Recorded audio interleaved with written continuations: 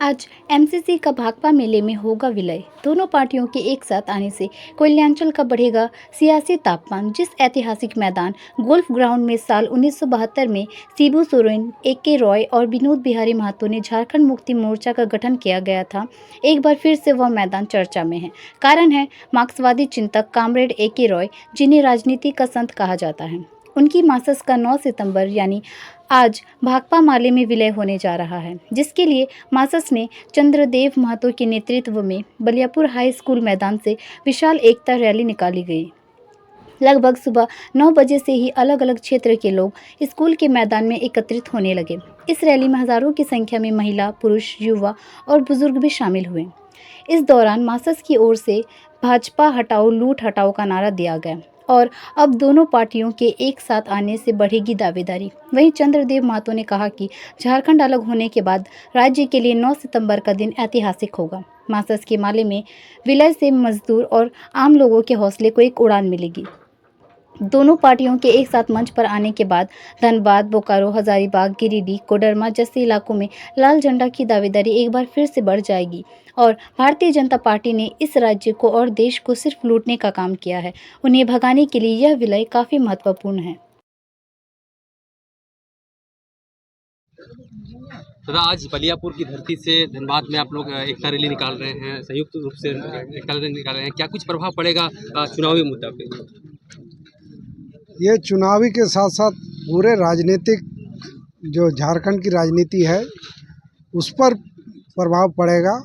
यहाँ तक शोषण दमन का जो चक्र चल रहा था, अभी फांसीवाद जो एक तरह से धीरे धीरे सब जगह पांव फैलाने का काम कर रहा है, कॉरपोरेट के हवाले किया जा रहा है, एक तरह से कॉरपोरेट लूट को बढ़ावा दिया जा रहा है, उसके खिलाफ में एक सशक्त संगठन के रूप में शुरुआत करने के लिए फिर से लोग नए सिरे से गोलबंद हो रहे हैं और इसी के लिए एकता रैली में लोग बलियापुर से धनबाद मासस जो है बहुत मजबूत पार्टी है, फिर भी क्या कुछ कारण रह गया जो 52 साल बाद जो इस तरह का बदलाव देखने को मिल रहा है?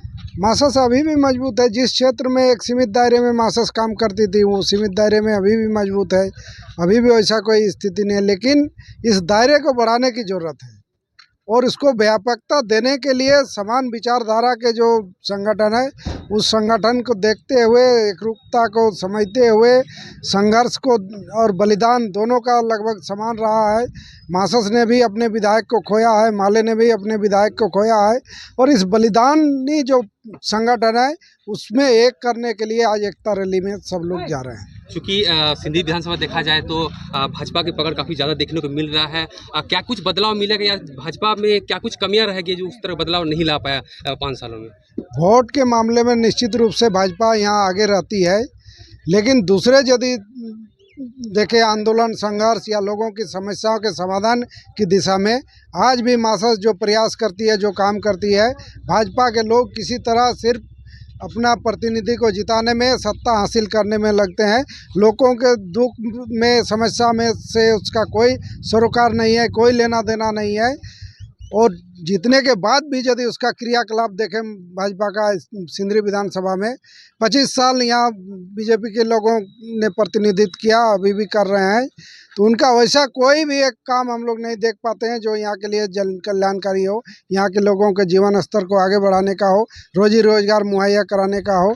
हम लोग कोई भी एक भी ऐसा योजना या कार्यक्रम नहीं देख रहे हैं। स्वास्थ्य और शिक्षा की बात किया जाए, सिंदरी नहीं पूरे झारखंड की बात किया जाए तो स्थिति पूरा गंभीर दिख रहा है। शिक्षा के स्कूल में शिक्षक की कमी है, स्वास्थ्य का बात किया जाए तो हॉस्पिटल पड़ा हुआ, खाली पड़ा हुआ है, डॉक्टर्स नहीं है, बंद पड़ा हुआ है।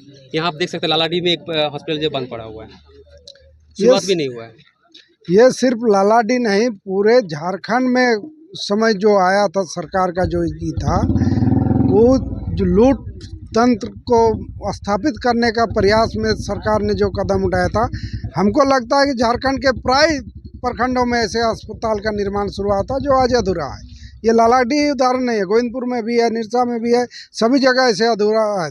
ये सरकारी राशि का एक तरह से लूट का ये था, प्रयास था कि इसके बहाने सरकारी राशि को निकासी कर लिया जाए। जब जांच में आया तो फिर योजना को बंद कर दिया गया। दादा शायद आपको जानकारी नहीं होगी कि प्रदेश में 13,000 NYBs जो नेहरू युवा केंद्र संगठन में काम कर रहे थे, सेंट्रल गवर्नमेंट का काम था वो जो लगभग 3 साल तक उसको काम किया गया, मात्र 5,000 का मानदेय से काम किया गया, लेकिन उनको बिना कुछ जानकारी दिए उन लोगों को हटा दिया गया। ये तो सेंट्रल गवर्नमेंट का ही रहा है कि रोजगार के प्रति कभी भी लोगों को नहीं, वो तो रोजगार सिर्फ पकौड़ा तलने में दिखाती है, लोगों को बताती है पकौड़ा तलिए आप उसी में रोजगार है। ये स्थिति पूरे देश में है। युवाओं को तय करना है कि हमारे लिए कौन संगठन संघर्ष कर रहा है, कौन हमारे हक अधिकार की बात कर रहा है, रोजी रोजगार के लिए कौन अब बढ़ चढ़ के लड़ाई लड़ रहा है, ये युवाओं को तय करना है। और उससे जो विरोधी ताकत है या केंद्र सरकार में जो लोग हैं उसको करारा जवाब देने की जरूरत है। क्या लगता है कि अगर जनता जो है चंद्रदेव महतो को अगर विधायक के रूप में चुनते हैं तो कुछ सिंदरी में कुछ बदलाव देखने को मिलेगा? ये तो अभी चुनाव देर है, चुनाव आने के बाद क्या होता है नहीं होता है देखते हैं, लेकिन निश्चित रूप से है यदि हम लोग के लोग चुने जाते हैं, इससे पहले भी जो थे वो लोग का जो काम देखें तो यहाँ के लोगों के लिए एक काम करने की दृढ़ इच्छा शक्ति के साथ एक समर्पण था। वो समर्पण और दृढ़ इच्छा शक्ति रहेगा यहाँ हमारे साथियों में जो भी चुने जाएंगे हमारे बीच से, उनका अंदर ये चीज़ रहेगा।